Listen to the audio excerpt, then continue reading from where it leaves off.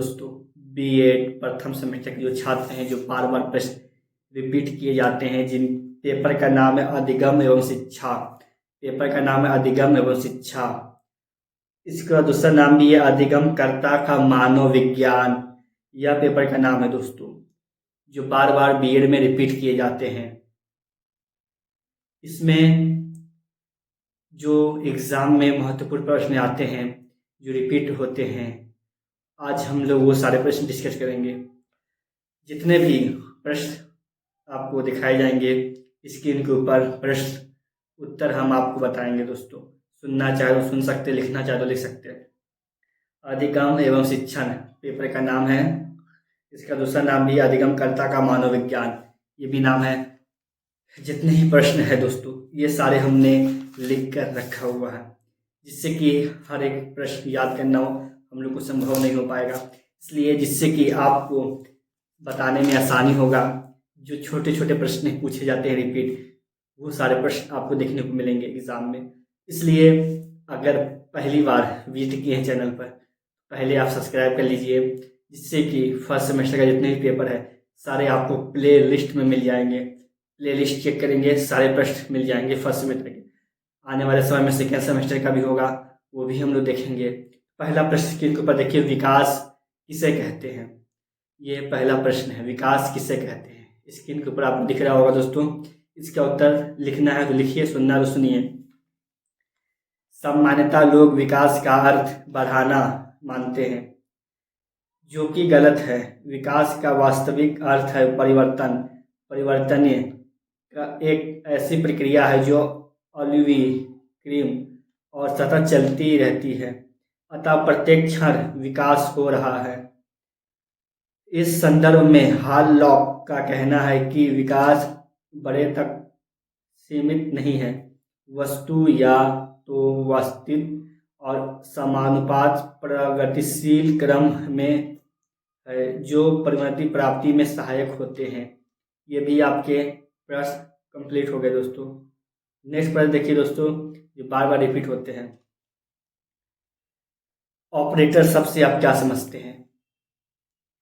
Operator शब्द का अर्थ है क्रिया प्रस्तुत या क्रियाशील या शब्द का मुख्य से व्यवहार मानव विज्ञान में उपयोग किया जाता है। ऑपरेटर शब्द का तात्पर्य है कोई ऐसा व्यवहार जो किसी जीवन के द्वारा स्वतंत्र रूप से उत्तेजित किया जाता है और जिसके परिणाम उसके आवृत्ति को प्रभावित करते हैं। प्रस्तुतकृत व्यवहार संशोधन की प्रक्रिया में एक महत्वपूर्ण भूमिका निभाता है। यह व्यवहार तब तक होता है जब तक कोई स्पष्ट प्रेरणा उत्तेजित न हो। नेक्स्ट प्रश्न देखिए दोस्तों, शिक्षण को परिभाषित कीजिए। स्किनर के अनुसार शिक्षण पूर्णबल का क्रम है। स्मिथ के अनुसार शिक्षण का उद्देश्य निर्देशांक क्रिया है। जेम्स एम थाइन के अनुसार समझ शिक्षण का अर्थ है सीखने में वृद्धि करना। कर्क के अनुसार शिक्षण वह प्रक्रिया है जिसके रूप संचालन की व्यवस्था इसलिए की जाती है जिससे छात्रों के व्यवहार में परिवर्तन ले जाया जा सके।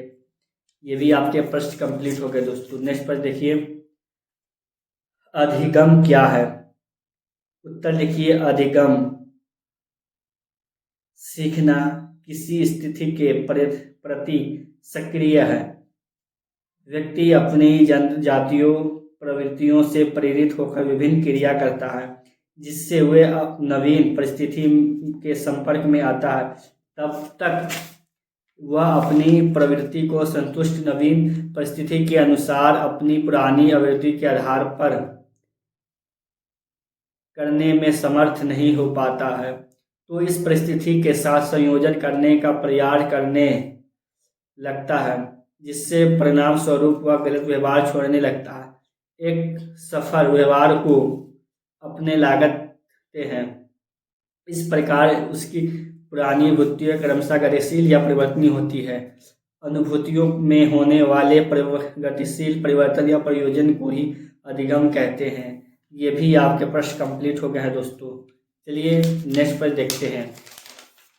अभी तक लाइक नहीं किया तो लाइक कर लीजिए, सब्सक्राइब नहीं किया तो सब्सक्राइब कर लीजिए दोस्तों। शिक्षण की प्रकृति एवं तत्व। शिक्षण की प्रकृति एवं तत्व है दोस्तों, ज्ञान प्रदान करने की प्रक्रिया को शिक्षण कहा जाता है। इसमें वे सभी क्रियाएं तथा प्रयास आते हैं जो सीखने में मदद करते हैं। इसे प्रभावित करने वाले सामाजिक प्रक्रिया माना गया है। छात्र और अध्यापक परस्पर प्रभावित होते हैं। मानव सभ्यता के विकास के साथ ही शिक्षण ने एक व्यवस्था के रूप में जन्म लिया। मानव सभ्यता के विकास के साथ साथ शिक्षण की प्रक्रिया भी क्रमशः जटिल होती है गई। फलस्वरूप शिक्षण का स्वरूप भी धीरे धीरे बदल गया। प्रारंभ का शिक्षण व्यवसाय से आज प्रोफेशनल बन गया है। ग्रीन की शिक्षण प्रक्रिया में 4 विशिष्ट स्तर हैं: अनुकूलन, प्रशिक्षण, अनुदेश तथा इंट्रोडक्शन। इन चारों प्रयासों में अंत बहुत स्पष्ट नहीं है। ये चारों स्तर इंद्रधनुष में विभिन्न रंगों की भांति एक दूसरे से जुड़े हुए हैं। ग्रीन कथन है कि शिक्षण के फलस्वरूप समझने के लिए शिक्षण के इन तत्वों को समझना अधिक उपयोगी है। जब हमें शिक्षण के इन तत्वों या स्तरों का स्पष्ट ज्ञान हो जाता है तब हम शिक्षण के बच्चे स्वरूप समझ पाते हैं। ये भी प्रश्न आपके कंप्लीट हो गए हैं दोस्तों। नेक्स्ट पर देखिए, अधिगम के पाठार से आप क्या समझते हैं? अधिगम की प्रक्रिया में एक दिशा ऐसी आती है जब सीखने की गति में कोई प्रगति होती दिखाई नहीं देती। यह स्थिर ही पठार कहलाती है। उदाहरण के लिए एक व्यक्ति टाइपराइट सीखता है। कुछ दिनों तक सीखने की प्रक्रिया में पर्याप्त उपलब्धि होती है, लेकिन कुछ समय पश्चात अभ्यासों की अनेक पुनरावृत्ति के बावजूद भी सीखने की प्रक्रिया कुछ समय तक रुकी रहती है। इनके कुछ समय पश्चात व्यक्ति टाइपराइट सीखने की गति में वृद्धि होने लगती है तथा यह स्थिति कुछ समय तक बनी रहती है। यह सीखने में पठार कहलाती है। रैक्स एंड नाइट ने कहा है, सीखने में पठार तब आते हैं जब व्यक्ति सीखने की एक स्तर तक पहुंच जाता है, दूसरी में प्रवेश करता है। यह भी प्रश्न आपके कंप्लीट हो गए। नेक्स्ट पर देखिए दोस्तों, नेक्स्ट को चलेंगे। क्रिया प्रस्तुत अनुबंध क्या है? इसकी शैक्षिक उपयोगिता लिखिए दोस्तों। हो सकता है इसमें कुछ शब्द ऐसे लिखे हों जिसको मैं सही करके आपको बताऊं। उत्तर लिखिए दोस्तों इसका। क्रिया प्रस्तुत अनुबंध सिद्धांत, क्रिया प्रस्तुत अनुबंधन, जिसे अंग्रेजी में ऑपरेटन एडिशन के नाम से पुकारा जाता है, प्रसिद्ध अमेरिका मानववैज्ञानिक प्रेम वी.एफ. स्किनर की देन है। इस प्रकार के अनुबंध के अंतर्गत एक अपेक्षाकृत स्वतंत्र पर्यावरण के संदर्भ में पुनर्बल के समुचित अनुप्रयोग द्वारा प्राणी के व्यवहार का नियंत्रण किया जाता है। इनमें उन अनुक्रियाओं का सुबह या कार्यों का सेट निहित होता है जिन्हें लगभग एक ही जैसा परिणामों के माध्यम से नियंत्रण किया जाता है। क्रिया प्रस्तुत अनुबंधन में प्राणी की क्रिया एवं उससे उत्पत्ति प्रस्तुत परिणाम अत्यंत महत्वपूर्ण माने जाते हैं। इसके अंतर्गत प्राणी, लिखते रहिए दोस्तों, चाहे सुनता है तो सुनते रहिए, अगर लाइक नहीं किया तो लाइक कर दीजिए। कोई स्क्रीन होकर अनुक्रिया करने के प्रतिबंध बनाया गया है और उस अनुक्रम द्वारा प्रस्तुत परिणामों के अनुसार उसे बनाया जाता है। जैसे घर में किसी मनुष्य के आने पर यदि बालक नमस्ते करता है और माता पिता इसके लिए उसी परेशान करते हैं तो वह भविष्य में भी नमस्ते करने की अनुक्रम सीखता है। क्रिया प्रस्तुत अनुबंध में प्राणी को अपने इच्छा अनुसार अनुक्रिया उत्पन्न कराने की स्वतंत्र होती है और उपयोगकर्ता प्राणी के व्यवहार को पुनर्बलन के लिए से नियंत्रित करता है। क्रिया प्रस्तुत अनुबंधन की शैक्षिक उपयोगिता, चेंज कर दीजिए पैराग्राफ। अधिगम के क्रिया प्रस्तुत अनुबंध में शिक्षा को अधिगम परिस्थिति का निर्गमन एवं स्पष्ट माना जाता है। उसे प्रशिक्षण की परिस्थिति को गठन करने की पूरी जिम्मेदारी निभानी पड़ती है। इस संबंध में कुछ मुख्य बातें हैं। पहला लिखिए दोस्तों जो मुख्य बातें हैं। व्यवहारन स्थापित विद्यार्थियों को क्षमित व्यवहारन के प्रवर्तन द्वारा स्थापित किया जा सकता है। स्काइनर का दृढ़ मत है, जिस तरह कुम्हार कच्ची मिट्टी के लोदे से विशेष आकृति वाले बर्तन का निर्माण करता है, उसी तरह क्रिया अनुबंधन के जरिए व्यवहार रचना संभव है। इसके अंतर्गत उपयोगकर्ता के माध्यम में अधिगम जनजित व्यवहार कराया जाता है तथा उत्तर क्रम से ऐसी अनुक्रमियां उत्पन्न कराने की व्यवस्था होती है जो अभीष्ट निष्पादन से मिली जुली हो। पैराग्राफ चेंज कीजिए दोस्तों, लिखिए दोस्तों। विद्यालय अधिगम ग्रेबर्ड के और रोनबर्ड हौसन तथा स्किनर ने इस बात पर जोर दिया है कि शिक्षक प्रक्रिया व्यवहार सुधार सिद्धांतों पर आधारित होनी चाहिए। ये सिद्धांत स्किनर के अधिगम सिद्धांत पर आधारित है। सामाजिक अधिगम विद्यार्थी के सामाजिक अधिगम संचय व विकास में पुनरावृत्ति का प्रयास सहायक होता है। इसके लिए उत्तेजित भतीजी और अनुक्रिया विभेदीकरण की प्रक्रिया अपनी जा सकती है। पॉइंट चेंज करिए दोस्तों। व्यवहारन चिकित्सा सामान्य व्यवहार के सुधार के लिए स्किनर का सिद्धांत लाभदायक सिद्धांत हो रहा है। विद्यार्थी में ये असामान्य व्यवहार पाया जाता है, उनके व्यवहार सुधार में पूर्णतः सहायक हो सकता है। पांचवा देखिए दोस्तों, अभिक्रमित अधिगम एवं शिक्षण। अधिगम क्रिया शिक्षण पर स्किनर ने किया प्रस्तुत अनुबंध के सिद्धांत पर आधारित है। ये भी प्रश्न आपके कंप्लीट हो गए दोस्तों। नेक्स्ट प्रश्न देखेंगे हम लोग।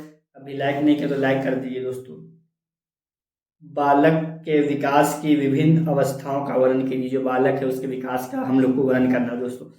चलिए लिखिए। बालक के विकास की प्रमुख अवस्थाएं निम्नलिखित अवस्थाएं हैं दोस्तों। गर्भकालीन अवस्था या गर्भधारण से जन्म तक की अवस्था है। अन्य अवस्थाओं की अपेक्षा इस अवस्था में विकास की गति तीव्र होती है। इस अवस्था में अधिकांश विकास शिशु के शरीर में होते हैं। इस अवस्था की विकास प्रक्रियाओं के अध्ययन की सुविधा की दृष्टि से इस अवस्था की 3 उपाध्याय हैं। बीज अवस्था, भ्रूण अवस्था, गर्भ शिशु की अवस्था। पहला लिखिए शौच अवस्था। यह जन्म से 54 दिनों की अवस्था है। इस अवस्था में शिशु को नवजात शिशु कहते हैं। इस अवस्था में बालक को पूर्णतः नए वातावरण में समायोजित करना पड़ता है। यह नया वातावरण माँ की गर्भ की अपेक्षा पूर्ण विभिन्न होता है। 55 अवस्था। यह अवस्था 2 सप्ताह से 2 वर्ष तक की अवस्था है। अवस्था के प्रारंभ में बालक पूर्णतः असहयोग होता है और अपनी आवश्यकताओं के लिए दूसरे पर निर्भर होता है, परंतु विकास के साथ साथ उसकी मांसपेशियों पर नियंत्रण बढ़ाना जाता है और वह धीरे धीरे आत्मनिर्भर जाता है। फलस्वरूप वह स्वयं खाना खाने, खेलने, चलने और बोलने जैसे व्यवहार सीखता है और प्रमुख संवेद उसी अवस्था में उत्तरदायी होते हैं। बाल्य अवस्था। यह तीसरे वर्ष के आरंभ से 11 वर्ष तक की अवस्था है। इस अवस्था में अध्ययन की सुविधा दृष्टि से 2 अवस्था तथा बांटे गए हैं। लगभग 6 वर्ष तक की अवस्था पूर्व बाल्यावस्था है तथा 6 वर्ष के अंतर से 13-14 वर्ष तक की अवस्था उत्तर बाल्यावस्था है। किशोर अवस्था की ओर आते हैं हम लोग। किशोर अवस्था बाल जीवन की यह अंतिम अवस्था है। यह 13-14 वर्ष से 21 वर्ष तक की अवस्था है। 16-17 वर्ष तक की अवस्था पूर्व किशोर अवस्था कहलाती है तथा इसके बाद की अवस्था उत्तर किशोर अवस्था कहलाती है। विकास की इस अवस्था को कुछ लोग स्वर्ण आयु भी कहते हैं। सामाजिक और कार्मिक इस अवस्था की दो प्रमुख विशेषताएं हैं जिनसे संबंधित अनेक परिवर्तन इस अवस्था में होते हैं। इस अवस्था में क्लाब का मूल्यांकन, समस्याओं का मूल्य तथा संवेदनावस्था जैसे लक्षण भी पाए जाते हैं। ये भी प्रश्न आपके कंप्लीट हो गए हैं दोस्तों। नेक्स्ट पर देखिए, नेक्स्ट प्रश्न को चलेंगे हम लोग। शिक्षण की प्रक्रिया का महत्व बताइए। जो शिक्षण उसकी प्रक्रिया का हम लोग को महत्व बताना है दोस्तों। चलिए उत्तर लिखिए। शिक्षण की प्रक्रिया का महत्व लक्ष्य छात्रों से अपेक्षित व्यवहार परिवर्तन लाना होता है। प्रत्येक राष्ट्र और समाज अपनी संस्कृति तथा मूल्यों को शिक्षण की प्रक्रियाओं द्वारा नई पीढ़ी को देता है। इसलिए समाज शिक्षण संस्थाओं की स्थापना करता है जिसमें शिक्षण प्रक्रिया समाप्त की जाती है। शिक्षण की क्रियाओं में निम्नलिखित महत्व है। अब महत्व जानेंगे जो निम्नलिखित प्रकार से। पहला महत्व लिखिए दोस्तों। प्रशिक्षण संस्थाओं में शिक्षण के कार्यों का ज्ञान देने से छात्र अध्यापक को विशिष्ट रूप से जानकारी हो जाती है कि उन्हें कक्षा में प्रवेश लेने में पूर्व कक्षा में प्रवेश करके तथा उसके बाद कौन सी क्रिया करनी चाहिए। इसे त्रुटि एवं प्रयास के सिद्धांत का अनुसरण नहीं करना पड़ता है। दूसरा लिखिए सेवा शिक्षा। शिक्षक शिक्षण की प्रक्रियाओं के बोध से अपने शिक्षण कौशल का विकास करते हैं और शिक्षण को अधिक प्रभावशाली बना सकते हैं। तीसरा लिखिए शिक्षण के कार्यों का संपादन अनुदेश की सहायता से ही किया जा सकता है। इसलिए आदेश अनुसार की रूपरेखा तैयार करने में शिक्षण की प्रक्रिया एक वैज्ञानिक आधार प्रदान करती है। शिक्षण की अंतिम क्रिया को प्रभावशील बनाने में इन तथ्यों का ज्ञान विशिष्ट क्रियाओं से क्रमबद्ध रूप से प्रस्तुत करने में दिशा प्रदान करती है। शिक्षण सिद्धांत को समझाने के लिए शिक्षण चारों के स्वरूप तथा वापसी संबंधों को समझने के लिए शिक्षण क्रिया की ही अवसर प्रदान करती है। नेक्स्ट लिखिए शिक्षण प्रक्रियाओं का व्यवहार उपयोग यह है कि वे सीखने की परिस्थितियों को उत्पादित करते हैं। गहने ने सीखने के प्रकार तथा परिस्थितियों को त्याग को दिया है। सीखने के 5 प्रमुख प्रकार प्रति अनुक्रमिक संबंध, शब्दावली शब्द अथवा क्रम भेदवादी, प्रत्यक्ष अधिगम, सिद्धांत अधिगम तथा समस्या समाधान शिक्षण विभिन्न प्रकार के सीखने के स्वरूप को प्रभावित करता है। इस प्रकार शिक्षण एवं सीखने की संबंध प्रदर्शित किया जा सकता है। पॉइंट नंबर 2 लिखिए शिक्षण के विभिन्न स्तरों स्मृति, बोध तथा चिंतन पर व्यवस्था करने में शिक्षण क्रियाओं को ही ध्यान में रखा जाता है। ये भी आपके प्रश्न कंप्लीट हो गए दोस्तों। शिक्षण में सरल से जटिल की ओर शिक्षण सूत्र का उपयोग कीजिए। जो सरल शिक्षण है वो जटिल की ओर जा रहा है तो उसका सूत्र हम लोग को स्पष्ट करना। चलिए उत्तर लिखिए दोस्तों। सरल से जटिल सूत्र के अनुसार बालक को पहले सरल बातों तथा बाद में कठिन बातें की ओर ले जाना चाहिए। भाषा की शिक्षा में पहले सरल वाक्यों तथा बाद में जटिल वाक्यों का ज्ञान करना चाहिए। इतिहास तथा भूगोल से पहले स्थानीय तथ्यों के बारे में और बाद में ऐसे तथ्यों से संबंध में जानकारी। अभी तक लाइक नहीं किया दोस्तों तो लाइक कर दीजिए, देनी चाहिए, जानकारी देनी चाहिए। जो जटिल हो, इस प्रकार गणित में पहले सरल पूछे प्रश्न कराए जाएं, बाद में कठिन प्रश्नों की ओर बढ़ना चाहिए। इस सूत्र का उपयोग करने के लिए अध्यापक को चाहिए कि वह बालकों के विकास की विधि अवस्था, उनकी व्यक्तिगत विभिन्नताओं तथा आवश्यकताओं की दृष्टि रखते हुए पाठ्य पुस्तक का विभाजन सरल तथा जटिल दोनों ही रूपों में कर लिया और शिक्षण का क्रम इसी रूप से निर्धारित कर दे। ये भी आपके प्रश्न कंप्लीट हो गए हैं दोस्तों। नेक्स्ट पर देखिए, नेक्स्ट पर हम लोग चलेंगे। अधिगम के विभिन्न प्रकारों का वर्णन कीजिए।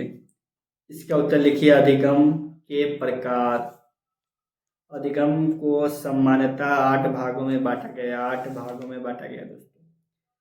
पहला लिखिए इसका, संवेदन गति अधिगम।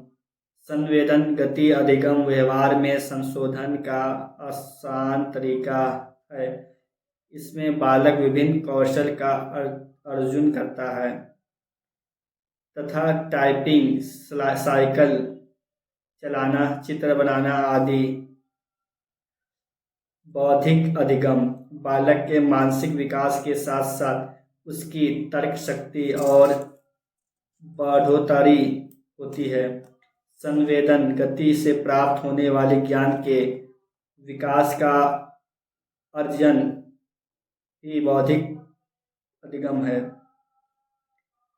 प्रतिबोधक अधिगम मानसिक के विकास के साथ बालक की विभिन्न ज्ञानेंद्रियों भी विकसित होती रहती है। इसके व्यवहार में आने वाली प्रत्येक वस्तु का अर्थ इसके मानसिक स्वरूप में स्पष्ट रूप से अंकित हो जाते हैं। प्रतिबोधक अधिगम शुरू हो जाता है। संज्ञानात्मक अधिगम जब व्यक्ति की मानसिक क्रिया परीक्षित हो जाती है तब संज्ञानात्मक अधिगम होता है। इस तरह के अधिगम से व्यक्ति में तर्क, कल्पना, चिंता आदि का विकास होता है। साहचर्यात्मक अधिगम संकल्पात्मक अधिगम साहचर्यात्मक अधिगम की मदद से ही आगे बढ़ता है। नवीन विचार अवस्था संकल्पनाएं तथा कारगर होती हैं, जबकि साहचर्य के माध्यम से पूर्व धारणाओं को बल प्रदान किया जाता है। संघात्मक अधिगम जब संकल्प ज्ञान की ओर बढ़ती है तब प्रक्रिया किए गए ज्ञान अनुभव का मूल्यांकन, गुण दोष विवेचना आदि की शक्ति बालक में आने लगती है। विकसित अधिगम व्यवहार के अर्चन के समय बालक कुछ प्रवृत्तियों को ग्रहण करता है। किसी भी वस्तु, विचार व कार्य के प्रति उसकी धारणा बन जाती है जो उसके व्यवहार को नियंत्रण करता है। ये भी प्रश्न कंप्लीट हो गए। नेक्स्ट पर देखिए दोस्तों, अभिप्रेरणा के कार्य बताइए। अभिप्रेरणा के कार्य बताइए। उत्तर लिखिए, अभिप्रेरणा के कार्य। अभिप्रेरणा के मुख्य इस प्रकार है। पहला लिखिए, प्रेरणा छात्र के व्यवहार में महत्वपूर्ण परिवर्तन लाती है। दूसरा लिखिए, संवेग मानव व्यवहार के संतुलन बिंदु होते हैं। यही कारण है कि हम अत्यंत क्रोध की अवस्था में अथवा विपरीत परिस्थितियों में न चाहते हुए भी संतुलित व्यवहार करते हैं तथा वातावरण एवं परिस्थिति के साथ समायोजन करना सीख लेते हैं। संवेग हमारे शरीर अंगों में स्फूर्ति भरते हैं। संवेग में जब पर्यावरण संबोधन कर दिया जाता है तो यह भावनाएं और विचार, उद्देश्यों, दृष्टिकोण, रुचियों, मूल्यों आदि का रूप लेते हैं जो मानव व्यक्ति को एक विशिष्ट प्रदान करते हैं। पांचवा लिखिए, संवेग उल्थ के बाद जो व्यवहार बनता है लाइक नहीं किया है तो लाइक कर दीजिए दोस्तों। वह पूर्व की तुलना में कहीं अधिक प्रभावी पर तैयार है तो लड़ाई में उस कौशल देते हैं ही बनता है, अपेक्षा उस स्थिति क्या जब उस पर अचानक पीछे से हमला कर दिया जाता है। छठा लिखिए, 6 पॉइंट लिखिए। प्रेरणा हमारे शरीर की एक उत्तेजित अवस्था है, अर्थात जब हम उत्तेजित होते हैं तो हमारा संपूर्ण शरीर हरकत में आ जाता है और ऐसी स्थिति में हम कोई भी कार्य करने को तत्पर पाते हैं। सातवां लिखिए, 7 पॉइंट। संवेग जीवन में मसले का कार्य करते हैं, इसलिए प्यार, स्नेह, सहानुभूति, त्याग इत्यादि हमारे जीवन को अधिक समर्थक प्रदान करते हैं और साथ कारण कि हम दूसरे के प्रति घुसुक दृष्टिकोण अपनाने के स्थान पर व्यवहार अपनाते हैं। ये भी आपके प्रश्न कंप्लीट हो गए दोस्तों। प्रेरणा में कक्षा के वातावरण को महत्व को स्पष्ट कीजिए। उत्तर लिखिए दोस्तों। कक्षा का वातावरण भी स्वयं में एक अच्छा अभिप्रेरक है। जैसे कक्षा का वातावरण होगा वैसे ही छात्र की उपलब्धि होगी। कक्षा वातावरण छात्रों के व्यक्ति के किसी भी एक पहलू को ही प्रभावित नहीं करता बल्कि उसके पूरे व्यक्ति को प्रभावित करता है। शिक्षा के क्षेत्र में एक नए वातावरण के प्रत्येक का उदय हुआ है जिसे व्यवहार परिवेश कहते हैं। व्यवहार परिवेश का अर्थ है शिक्षक का अपने छात्रों से व्यवहार आदि शिक्षक अपने छात्रों से अच्छा व्यवहार करता है तो इस कक्षा का वातावरण प्रेरक व अत्यंत महसूस होता है। और यदि अध्यापक कठोर, निष्ठुर व आसमानी होते हैं अपने व्यवहार छात्रों से करता है तो वह छात्र की शैक्षिक उपलब्धि को ही प्रभावित नहीं करता बल्कि यह छात्रों को मनोबल को भी प्रभावित करता है। इसलिए अच्छे शिक्षण के लिए कक्षा का वातावरण भी श्रेष्ठ होना अनिवार्य है। पॉइंट चेंज कर दीजिए दोस्तों। नेक्स्ट पॉइंट चेंज करके लिखना है दोस्तों। यह अध्यापक पर निर्भर करता है कि वह निसार से निसर विषय व कक्षा के वातावरण को भी रुचात्मक बना देते हैं। जैसे हिंदी जैसे विषय में भी हिंदी कक्षा में विभिन्न लेखों व कवियों के रंगीन चित्रों का कक्षा का वातावरण आकर्षित व समर्थक बनाया जाता है। इसलिए किसी ने कहा कि भूगोल का सफल प्रयोग भूगोल कक्षा में ही हो सकता है। ये भी आपके प्रश्न कंप्लीट हो गए दोस्तों। नेक्स्ट पर देखिए, नेक्स्ट पर चलेंगे। किशोर के मार्गदर्शन में शिक्षकों की भूमिका है। किशोर के मार्गदर्शन में शिक्षकों की क्या भूमिका है? उत्तर लिखिए दोस्तों। शिक्षकों की भूमिका माता पिता या परिवार के पश्चात बालकों के विकास पर विद्यालय तथा शिक्षक का प्रभाव सबसे अधिक होता है। कक्षा 1 से 11 तक बालक बालिकाएं 5 से 7 घंटे तक सप्ताह में 7 दिन में उपस्थित रहते हैं। विद्यालय में उपस्थित रहते हैं।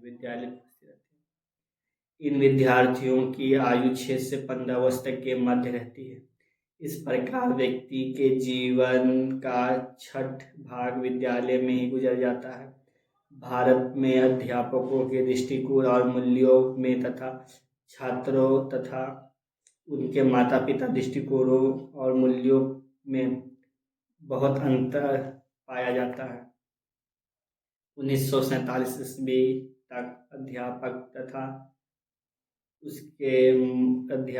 तथा विद्यार्थी दोनों एक ही मध्य वर्ग के संबंधित रहते थे, इसलिए दोनों में दृष्टिकोण प्रायः सामने थे। वे प्रायः नागरिकों भी आते हैं। वे प्रायः नगरों से रहते थे। ग्रामों से समृद्धि घटनाओं तथा जमींदारों के लड़के आए करते थे। स्वतंत्रता के बाद भी अब स्थिति बदल गई। अब ग्रामीण क्षेत्रों तथा नगरों की माली बस्तियों में भी विद्यालय खुले जा रहे हैं। हरिजन एवं वनस्पति वनवासी क्षेत्र में भी पाठशालाएं खुली जा रही है, परंतु अध्यापक भी शिक्षा मध्य वर्ग के घरों से आते हैं। जब अध्यापक तथा विद्यार्थी दोनों का संबंध मध्य श्रेणी से होता है तो उसमें बहुत सी बातें समान होती है। जब बालकों को गृह कार्य दिया जाता है तो माता पिता इस बात का भी ध्यान रखते हैं कि बालक उसको पूरा करे। यदि परिणाम तालिका के अनुसार बालक काम अंक प्राप्त करता है तो माता पिता पढ़ाई के लिए जोर देते हैं। दोनों संबंध एक ही वर्ग के होने के कारण विद्यार्थी अध्यापक के आदर करता है और उसकी आज्ञाओं का पालन करता है और उसके मूल्यों को ग्रहण करता है। पैराग्राफ चेंज कीजिए। यदि बालक का संबंध विभिन्न निम्न वर्ग के क्षेत्र से होता है तो अध्यापक और बालकों के मूल्यों का खाई जैसा अंतर होता है। ऐसा बालक या तो शिक्षकों के ज्ञात का पालन नहीं करता, आक्रामक स्वभाव अपना है, उदासीन हो सकता है अथवा कक्षा में अनुपस्थिति रहता है। ऐसे विद्यार्थी धीमी गति से सीखते हैं। इस अध्यापक उसके कब जाते हैं या उससे निराश हो जाते हैं। इस प्रकार अध्यापक और विद्यार्थी दोनों ही एक दूसरे की स्वीकार नहीं करते हैं। फिर पैराग्राफ चेंज कीजिए। अध्यापक के व्यवहार का भी बालकों का मनोविज्ञान विकास पर प्रभाव पड़ता है। विशेष रूप से प्राथमिक कक्षाओं में यदि अध्यापक व्यवहार सकारात्मक होते हैं, उत्तरदायी होते हैं, सहानुभूति होता है अथवा प्रेरक होता है तो विद्यार्थी भी सजगत, रचनात्मक, अत्यंत नियंत्रण आदि गुणों में मुक्त होते हैं। माध्यमिक विद्यालय के अध्यापकों में यदि प्रेरणा तथा कल्पशील होते हैं तो छात्र का व्यवहार भी सम्मिलित होता है। ये भी आपके प्रश्न कंप्लीट हो गए दोस्तों। नेक्स्ट प्रश्न देखिए। कल्पना का अर्थ बताइए। कल्पना भी स्मृति के ही समान एक मानसिक प्रक्रिया है, परंतु कल्पना एक स्मृति में स्पष्ट अंतर है। स्मृति की प्रक्रिया के अंतर्गत विगत अनुभवों को ज्यों का त्यों स्मृति पटल पर लाया जाता है, परंतु कलाम के सहारे विभिन्न अनुभवों को नए एवं विभिन्न ढंग से सम्मिलित करके एक नया रूप ही रच लिया जाता है। विभिन्न विचारों तथा विशेष को मानसिक रूप से संबंधित करके एक नए रूप में प्रस्तुत करना ही कल्पना है। इसलिए कल्पना को एक स्मृति मानसिक प्रक्रिया कहा जाता है। उदाहरण के लिए काव्य में पृथ्वी लोक से विभिन्न किसी अलौकिक जगत का क्रिया का वर्णन कलाम का ही परिणाम होता है। कलाम वह प्रक्रिया है जिसके माध्यम से ही हम अनदेखी एवं अनुदेखी विषय वस्तु का वर्णन करते हैं तथा उनके विषय में चिंतित भी रहते हैं। ये भी प्रश्न कंप्लीट हो गए हैं। नेक्स्ट पर देखिए। शिक्षण अधिगम की स्थितियों में शिक्षक की भूमिका पर प्रकाश डालिए। ये अब लॉन्ग प्रश्न है ये दोस्तों। ये धीरे धीरे हम लोग और लॉन्ग पर चलेंगे। अभी तक लाइक नहीं किया तो लाइक कीजिए। पहला उत्तर देखिए। शिक्षण अधिगम प्रक्रिया में शिक्षक के कुछ कार्य अत्यंत महत्वपूर्ण माने जाते हैं। पहला लिखिए, ज्ञान का प्रयासन करना। शिक्षक वह व्यक्ति होता है जो ज्ञान से परिपूर्ण होता है। उसे उस विषय का पूर्ण ज्ञान होना चाहिए जिसे वह पढ़ने जा रहा है। जैसे यदि एक अध्यापक विज्ञान पढ़ता है तो उसे उस विज्ञान का ज्ञान होना चाहिए। यदि वह अपने विषय का पूर्ण विशेषण नहीं है तो वह अपने बालकों को सही अर्थ में शिक्षा नहीं दे पाएगा। साथ ही एक शिक्षक को उस विषय की उपयोगी की समझ भी होनी चाहिए अर्थात उसे यह पता होनी चाहिए कि उस विषय को पढ़ने से क्या लाभ है तथा उस ज्ञान का प्रयोग वह अपने दैनिक जीवन में किस प्रकार कर सकते हैं, जिससे वह अपने छात्रों के प्रश्नों के सही उत्तर दे सके और उस विषय की उपयोगी भी छात्रों की अच्छी तरह समझ सके और उन्हें पूर्ण रूप से संतुष्ट भी करा सके। एक शिक्षक का केवल अपने विषय में ही पारंगत आवश्यक होना है, बल्कि उसमें इस बात की समझ होनी भी आवश्यक है कि वह अपने ज्ञान का प्रयोग कब, कहाँ और कितनी मात्रा में करे, जिससे छात्रों का अधिक लाभदायी करा सके।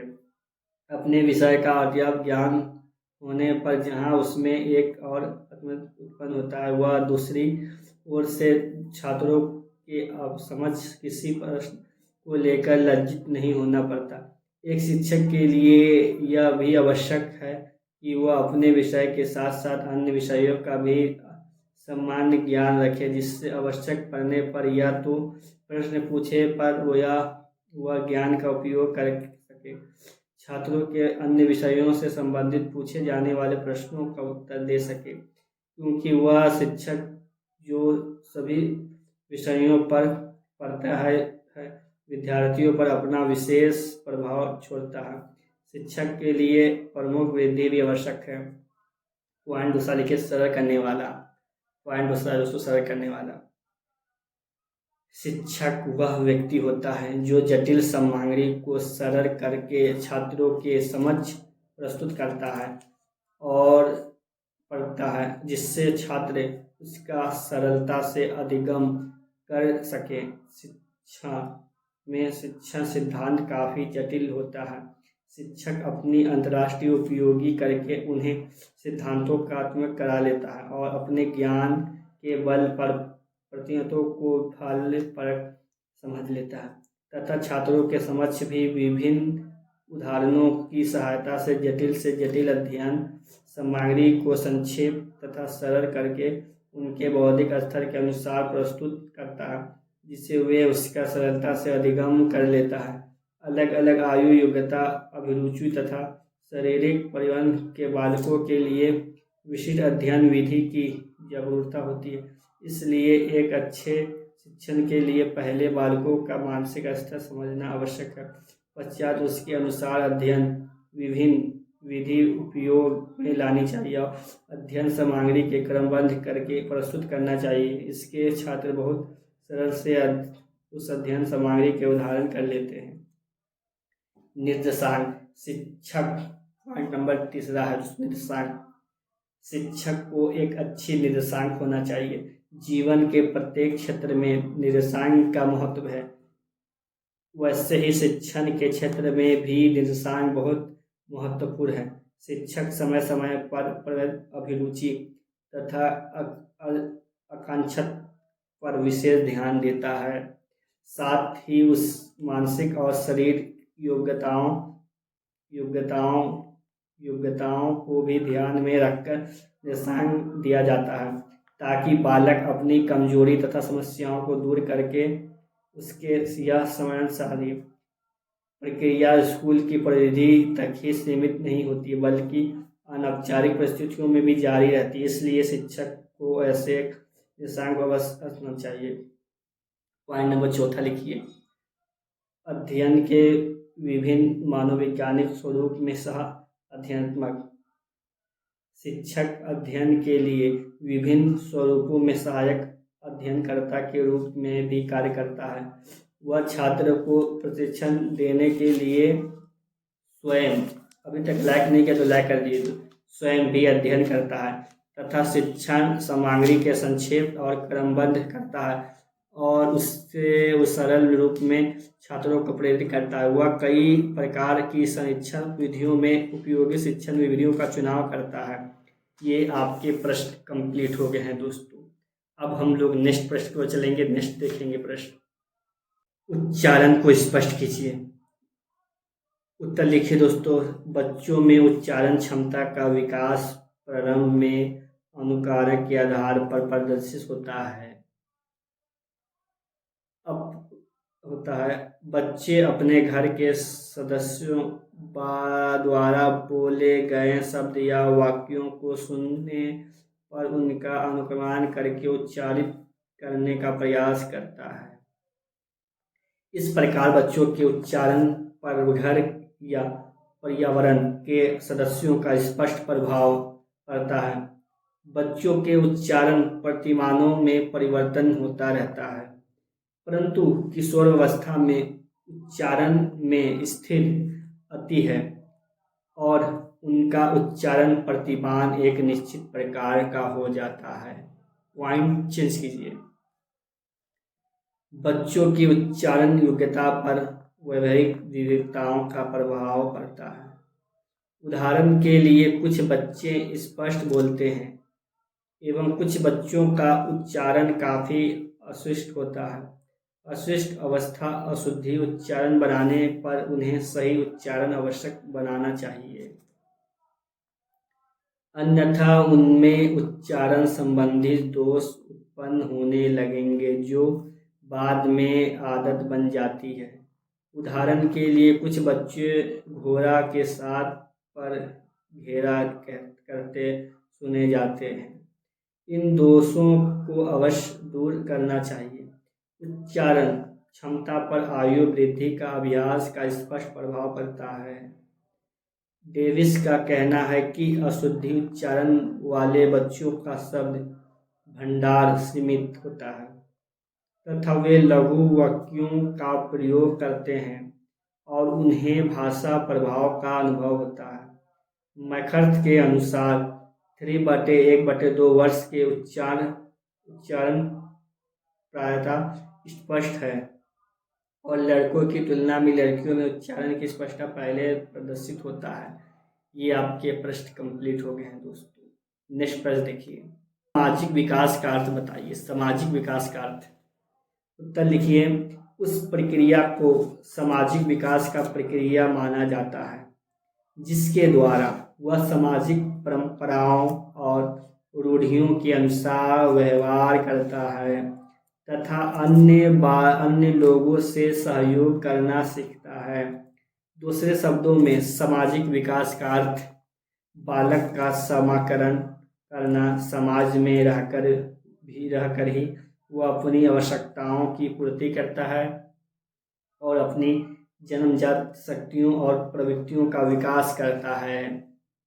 उस समझ शक्तियों का विकास तथा आचरण व्यवहार का परिवर्जन और सामाजिक गुणों का विकास सामाजिक वातावरण में ही संभव है। समाज में, अभी तक लाइक नहीं किया तो एक लाइक कर दीजिए। समाज में रहकर ही दूसरों से संपर्क स्थापित करता है और धीरे धीरे सामाजिक आदर्श तथा प्रतिमापों का अनुकरण करना सीखता है। इस प्रकार सीखने और संयोग करने की प्रक्रिया निरंतर चलती रहती है।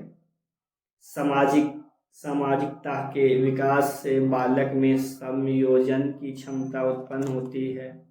व्यक्ति एक सामाजिक प्राणी है और शिक्षण समाजीकरण की प्रक्रिया द्वारा व्यक्ति अपने समाज की जीवन शैली को सीखता है, समाज के मूल्यों और विश्वासों में अवस्थ रखने लगता है, अपने समाज में अनुकूलम स्थापित करने की योग्यता को सामाजिक विकास भी कहते हैं। ये भी आपके कंप्लीट हो गए दोस्तों उत्तर। नेक्स्ट प्रश्न चलेंगे, नेक्स्ट प्रश्न की ओर हम लोग चलेंगे और नेक्स्ट प्रश्न देखेंगे दोस्तों। नैतिक विकास में मूल्यों का महत्व है। नेक्स्ट प्रश्न है दोस्तों, उत्तर लिखिए इसका। बालकों में नैतिक विकास के दृष्टिकोण से मूल्यों का विकास विशेष स्थान रखता है। प्रत्येक समाज, संस्कृति अथवा समूह के कुछ निर्धारित मूल्य होते हैं। समूह की प्रभावशाली सदस्यता प्राप्त करने के लिए समूह मूल्यों के प्रति स्वीकृत व्यक्ति करनी पड़ती है। हिलगार्ड इत्यादि एवं करवर के अनुसार बालक एक नैतिक दर्शक की भांति होते हैं। वह सामाजिक पर्यावरण के साथ होने वाले अनुक्रियाओं के आधार पर व्यवहार संबंधित प्रतिभावन स्वयं विकसित करता है। विकास की अवस्था से एक दूसरे अवस्था में पहुंचने पर उसे आंतरिक संज्ञात्मक पुनर्गठनात्मक होता है और इस प्रकार उसमें नैतिक का विकास होता है तथा वह अपने समूह के मूल्यों को ग्रहण करता है। प्रत्येक समूह की विचारधारा में कुछ महत्वपूर्ण मूल्य होते हैं जिनको भी सदस्य ग्रहण करते हैं। मूल्यों को प्रभावित करते हुए क्रिश्चियन फील्ड वस्तुबैली ने लिखा है, मूल्यों से तात्पर्य कुछ ऐसे विश्वासों से है जिनसे यह पता लगता है कि कौन सी वस्तुएं तथा कार्य अच्छे एवं छविंद है और कौन सी वस्तुएं तथा कार्य गंदे एवं छविंद है। उपयुक्त विवेचना को स्पष्ट है कि पॉइंट लिखिए। पॉइंट नंबर वन लिखिए दोस्तों। नैतिकता के विकास की अवधि में ही मूल्यों को ग्रहण किया जाता है। पॉइंट दूसरा, समूह के स्थान पाने के लिए समूह के मूल्यों को प्रतिसमाहित व्यक्ति ठहराना आवश्यक है। पॉइंट चेंज कीजिए। पॉइंट 3 लिखिए। मूल्यों के आधार पर ही गलत तथा सही, छविंद तथा अछविंद में अंतर अनुभव किया जाता है। पॉइंट नेक्स्ट, मूल्यों 2 प्रकार हो सकते हैं, मूल्य तथा मूल्य, विधान मूल्य, छविंद एवं निषेध मूल्य छविंद होते हैं। पॉइंट चेंज, व्यवहार के निर्देशांक में दोनों प्रकार के मूल्य का विशेष महत्व है। कुछ मूल्य सौरंभिक भी होते हैं जैसे ईमानदारी, दयालु, सहयोगी इत्यादि। मूल्यों का समानता के कारण विभिन्न व्यक्तियों के व्यवहार में सम्मिलित होते हैं। पॉइंट आपके ये कंप्लीट हो गए, ये भी प्रश्न आपके कंप्लीट हो गए हैं। नेक्स्ट देखिए, चिंतन क्या है? चिंतन का अर्थ क्या है? चिंतन का क्या है अर्थ, क्या है चिंतन? तो लिखिए दोस्तों, कई बार व्यक्ति के समक्ष ऐसी परिस्थितियां उत्पन्न हो जाती है जिसमें व्यक्ति अपने पूर्व अध्ययन उपयोग के द्वारा संयोज नहीं कर पाता। ऐसी परिस्थिति को समय कहते हैं। समस्या के समाधान के लिए व्यक्ति प्रतिदिन भूल कर भी प्रयास करता है। प्रयास और भूल के स्तर से आगे बढ़कर प्रयत्न तथा प्रतीकों की सहायक से समस्या का समाधान मानक ही आंतरिक रूप से खोजे का प्रयास है। यह चिंतन अर्थात समस्या के उदाहरण होने पर ही वे समाधान के चिंतन होते हैं, जैसे प्रत्यक्षकरण, समृद्धि, प्रत्यक्ष निर्वाण, पूर्व अधिगम आदि। चिंतन के अतीत अनुभव की सामग्री का उपयोग किया जाता है। चिंतन में पूर्व दृष्टि भी होती है क्योंकि उसमें भविष्य की संभावनाओं का पहले ही विचार कर लिया जाता है। सरल शब्दों में चिंतन विचार करने की वह मानसिक प्रक्रिया है जो किसी समस्याओं के कारण आरंभ होती है और उसके अंत तक चलती रहती है। ये भी प्रश्न कंप्लीट हो गए। नेक्स्ट प्रश्न देखिए दोस्तों, अधिगम क्या है? अधिगम एवं शिक्षण के विभिन्न क्षेत्रों पर चर्चा कीजिए। जो अधिगम उनके विभिन्न क्षेत्रों पे हम लोग चर्चा करेंगे, तो हम लोग चर्चा विभिन्न क्षेत्रों पे करेंगे दोस्तों। चलिए उत्तर लिखिए। अधिगम का अर्थ, सूक्ष्म रूप से अधिगम एक अर्थ हुआ अनुभव एवं ज्ञान अर्जित करना। मनुष्य ऐसा क्यों करता है और ऐसा करने से उससे क्या मिलता है, यह भी संदर्भ में वाणिज्य है। मनुष्य अनुभव और ज्ञान इसलिए अर्जित करता है कि वे उसे अपनी आगामी व्यवहारों को करने में सरलता होती है और अपने व्यवहारों में कौशलता और दक्षता भी हो जाते हैं। ऐसे दशा में अधिगम मनुष्य की प्रयोज्यता एवं उपयोगिता क्रिया है जिसमें उसका शरीर एवं मन दोनों लगा हुआ होता है। एक साथ इसमें प्रयोगों एवं उपयोगी मांसपेशियों शरीर क्रिया कहते हैं। यह अधिगम का अर्थ है। सीखना शब्द क्रियाबोधक होते हैं। इतवाद जानने की प्रक्रिया ही सीखना कहलाती है। जानना भी परिचय करना है। जैसे कहा जाए कि अपने घर से विद्यालय का मार्ग जानता हूँ, इसमें जानना जो है वो परिचय है अथवा का संकेत कहता है। अतः सीखने का अर्थ हुआ परिस्थिति, घटना, वस्तु, व्यक्ति और अन्य सभी के बारे में प्रचलित प्रयास करता है। यह सीखना अपने पर्यंत से सक्रिय रूप से होता है और दूसरों की सहायता से होता है।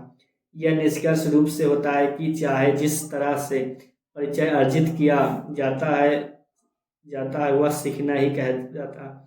अतः यह सीखना एक घर में कक्षा समाज की सभी जगह होती है। अंतर केवल इतना होता है कि विषय वस्तु अलग अलग होती है। अंग्रेजी शब्द में लर्निंग का अर्थ होता है कि किसी के बारे में ज्ञान प्राप्त करना, जानने में सहायक, लेना, निष्पादन की शक्ति प्रदान करना। सीखना मनुष्य की प्रक्रिया एवं निष्कृष्ट रूप से ज्ञान अर्जित करने की प्रक्रिया है, जिसके फलस्वरूप कार्यों का सफलतापूर्वक कुशलता निष्पादन होता है। इसमें हमें यह भी संकेत मिलता है कि लर्निंग एक मानोशारीरिक क्रिया के अर्थ में प्रयुक्त होता है, क्योंकि कार्य निष्पन्न मन से शरीर दोनों निहित है। अधिगम की परिभाषा, जिसकी परिभाषा देखेंगे कितने लोगों ने परिभाषा दिया है इनका। नीचे विभिन्न मनोवैज्ञानिक के द्वारा दिए गए विचार अधिगम के संबंध में प्रकट किया जा रहा है। इसके हमें उसके अर्थ की एक अच्छी तरह बोध होता है। गिलफोर्ड, ऐसे सब नाम जो है दोस्तों ये कंफ्यूज हो जाते हैं हम लोग। गिलफोर्ड अधिगम व्यवहार के प्राणी स्वरूप होने वाले व्यवहार में परिवर्तन है। प्रेम, प्रोफेसर परीक अधिगम वह प्रक्रिया है जिसके द्वारा प्राणी किसी परिस्थिति में प्रकृति के कारण नए प्रकार के संपत्तियों को अर्जित करता है, जो किसी सीमा तक प्राणी के समग्र व्यवहार के प्रदर्शित को स्थायी एवं प्रभावित करता है। प्रोफेसर बर्नहार्ट अधिगम किसी उद्देश्य की प्रति अथवा किसी समस्याओं के समाधान के प्रयासों में अध्ययन के कारण एक निश्चित परिस्थिति में व्यक्ति के कार्यों में एक स्थिर परिवर्तनीय रूप से परिभाषित होते हैं। प्रोफेसर क्रो और क्रो ज्ञान और अभिवृत्ति का अर्जन अधिगम है। प्रोफेसर गुरुहथी अधिगम की योग्यता किसी परिस्थिति के बीते हुए अनुभव के कारण परिस्थितियों के अनुसार विभिन्न तौर पर अनुक्रिया करना है। और इसमें जो सीखने की विशेषता है वो भी हम लोग देखेंगे। सीखने की प्रकृति को जानने के लिए हमें सीखने की विशेषता पर ध्यान देना होगा। सिम्पस या यकम के अनुसार सीखने की निम्नलिखित विशेषता है। जो सीखने की विशेषता वो निम्नलिखित प्रकार से है। पहला देखिए, सीखना कार्यशील है। दूसरा देखिए, सीखना विकास है। तीसरा देखिए, सीखना उद्देश्यपूर्ण है। चौथा देखिए, सीखना समायोजित है। पांचवा देखिए, सीखना अनुभव का संगठन है। छठा देखिए, सीखना बुद्धिमत्ता एवं सार्वजनिक है। सातवां देखिए, सीखना वातावरण के कारण होता है। आठवां देखिए, सीखना व्यक्तिगत तथा सामाजिक दोनों है। 9 देखिए, सीखना व्यक्ति के आचरण को प्रभावित करता है। मैकवा ने सीखने की निम्नलिखित विशेषताएं बनाई है। मैकवा जो है निम्नलिखित विशेषता बनाई है दोस्तों। इसमें देखेंगे कौन कौन सी विशेषता है। सीखना व्यवहार में सतत परिवर्तन है, जो अजीब चलता रहा है। मनुष्य जीवन के सभी पक्षों में सीखने की प्रक्रिया चलती रहती है, अतः यह सर्वगुण होते हैं। सीखने की क्रिया मनुष्य शारीरिक, मानसिक, संवेगात्मक आदि हर दृष्टिकोण से संपूर्ण रूप से सम्मिलित रहती है। सीखना विकासात्मक है। सीखना तथा रुचि परस्पर संबंधित होते हैं। सीखना मुख्य व्यवहार के संगठन में परिवर्तित होते हैं। सीखना तैयार या प्रेरक मोटिवेशन पर निर्भर करता है। अधिगम के निर्धारक शिक्षण, ये पॉइंट चेंज करके लिखिएगा। अधिगम के निर्धारक पॉइंट चेंज करके लिखिएगा दोस्तों। पहला लिखिए, शिक्षण की क्रिया अपेक्षित अधिगम स्वरूप के अनुसार होनी चाहिए ताकि अधिगम उद्देश्य की प्राप्ति की जा सकते हैं। शिक्षण तथा प्रशिक्षण को उद्देश्य केंद्रित बनाया जा सकता है। शिक्षण की प्रभावशीलता के लिए शिक्षण की क्रियाओं को आदमी के निकट लाना आवश्यक है। शिक्षक अपनी योजना में स्वयं शिक्षक सुविधा और शिक्षण की सहायक सामग्री आदि इस प्रकार प्रयोग करेंगे। इस अधिगम सरल व अस्थायी हो सकते हैं। शिक्षक अपने कर्तव्यों के प्रति अधिक जागरूकता तथा उपलब्ध हो जाते हैं। इसके द्वारा अध्यापक अपनी शिक्षण प्रक्रिया की सामर्थ्य को जान सकते हैं तथा शिक्षण को अधिगम आधारित बनाने की दृष्टि से पाठ योजना को संपूर्ण बनाने की प्रति ध्यान देंगे। सातवां देखिए, इसमें शिक्षण की समस्त क्रियाओं में समन्वय किया जाता है। ये आपके प्रश्न कंप्लीट हो गए दोस्तों।